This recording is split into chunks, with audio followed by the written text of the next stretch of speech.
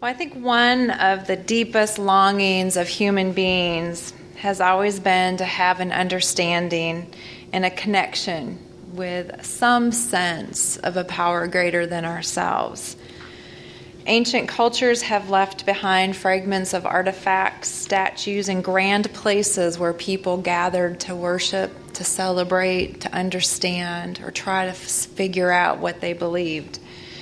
We have the rich stories of Greek mythology and communities today that have ancient roots in trying to understand a relationship with a power greater than ourselves. And in our current times, we still yearn for intimacy with a higher being.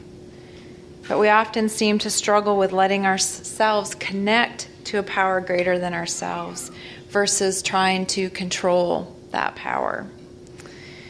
We have fashioned gods out of celebrities, out of money and status, and certainly here we understand that we have fashioned gods out of drugs and alcohol. But these gods are feeble, and they disappoint us and eventually fall short of what we are truly searching for.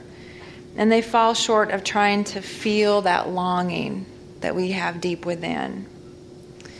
We often talk here about that God-shaped hole and all the different ways that we have tried to fill it, with worldly things, with people, with substances. And in the end, all of it falls short. We are left with longing and disappointment. And this, to me, is where we have the opportunity to stop trying to be in control of God and let God teach us a few things. We begin to form a relationship with a power that truly is greater than ourselves, with the God of your understanding, which also means being open to experiencing God. And this happens in fellowship. It happens in fellowship with God and with others. But at the same time, when we are filled with shame and disappointment, we are faced with a dilemma. How can I connect with God when I am filled with shame? Maybe with old images and understandings of God that cause me to want to flee versus turn toward God, with questions and doubts about who or what God even is. The Greek word for fellowship means having something in common. So what could I have in common with God? This tension is a very real one for many people. And in that tension, there is a tendency to either suppress our longing to know God or our desire to experience God because of our questions and doubts and fears. But this is also where the fellowship of this program is so important. The fellowship found in 12-step programs is oftentimes where people get to see God at work. It is that place where people have the opportunity to experience that moment where I can see the divine in me and the divine in you, that we can have a sacred moment and share with one another. And know that in that moment that we are all God's beloved. The fellowship of this program is one of the places where the playing field is evened out and we can be community with one another. In our reading this morning is the verse, God is light, and in God there is no darkness at all. If we say that we have fellowship with God while walking in darkness, we lie and do not know what is true. But if we walk in the light, we will have fellowship with one another. I think this is just such beautiful imagery.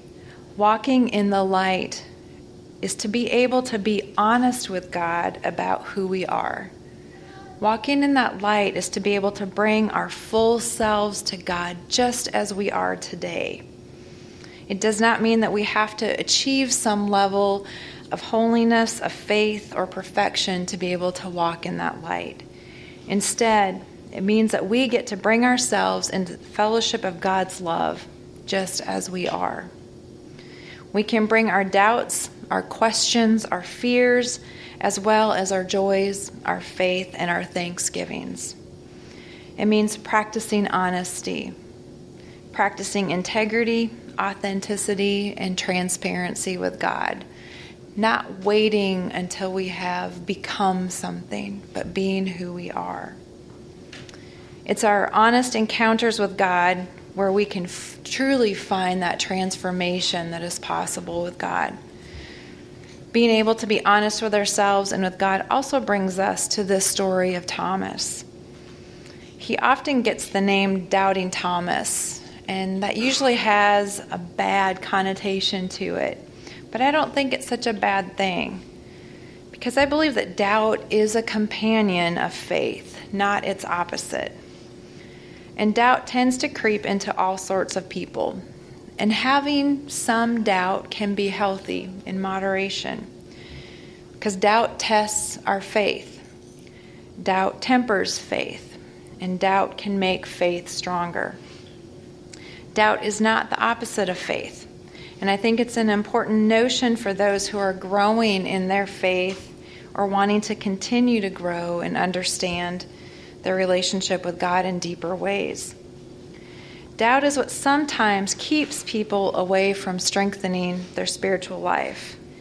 But this is exactly the place where doubt should be brought. Doubt should be brought into our spiritual conversations. It should be brought into our church gatherings, our spiritual gatherings, wherever we practice our recovery in spiritual life. We should bring our doubts to our communities of faith and ask that it be blessed and held by others. And it should be brought to be blessed through the engagement of that doubt with the community of faith, instead of something that we hold inside of ourselves and don't share with anyone.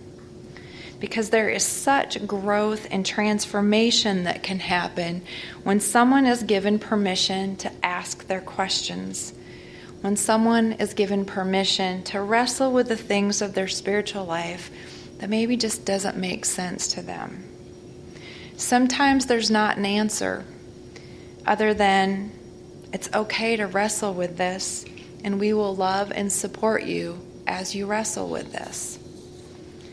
The story of Thomas shows us this early community of faith bringing Thomas back deeply into their fold with his doubts and all. And it was then and there that he had the spiritual encounter that transformed his faith understanding. And it was then that he no longer needed to touch to believe who God was for him. If doubt isn't the opposite of faith, then what is? Well, Chadwick Vaughn writes that the first opposite of faith is fear. And fear can destroy us. Fear, as we read on page 67 of the Big Book, says fear was an evil and corroding thread. The fabric of our existence was shot through with it. Fear of people, fear of imagined situations, fear of life, and fear of death. The mind can too easily be preoccupied with all sorts of fear, real or imagined. And Bill W. writes about the need for faith in a higher power to help us face those fears. We have to find a life in the world of grace and spirit, and this is certainly a new dimension for most of us. Surprisingly, our quest for this realm of being is not too difficult. Our conscious entry into it usually begins as soon as we have deeply confessed our personal powerlessness and have made our appeal to whatever God we think there is or may be. The gift of faith and the consciousness of a higher power is the outcome. And as faith grows, so does inner security. The vast underlying fear of nothingness commences to subside. Therefore, we of AA find that our basic antidote for fear is a spiritual awakening. And interestingly enough, the second great opposite of fear is certainty. For faith is organic, it's alive, and it's growing. It wrestles around and grows stronger even while being tested. But certainty can be cold and solid. It's unchanging, unmalleable. And certainty can lead to types of manufactured truths that we would put with a lowercase t, that for some can end up becoming fundamentally destructive to their faith because it doesn't allow room for growth. And there are a lot of people who have been wounded by other certainty versus letting people grow and wrestle in their own spiritual journey. And so, with Blessed Thomas, we celebrate our journey of doubt. We celebrate that part in each of us that wonders and questions and wrestles with what it means to be people of faith, what it means to be a spiritual being, what it means to practice this recovery program, what it means to connect with God and be able to be in fellowship with others. And as people on this spiritual journey, we bring all that separates us, be it doubt or certainty or fear, and we bring it to God and ask that it be blessed. And by being blessed, that it be transformed into that yearning for what on a deeper level we know to be our connection with God and to one another. That place of divine fellowship where all have something in common. Our longing to be in relationship with God and to be seen by one another as God's beloved. What we know to be true is that we, with Thomas and with all the others who have gone before us, we stand together each and every time we gather in the presence of God.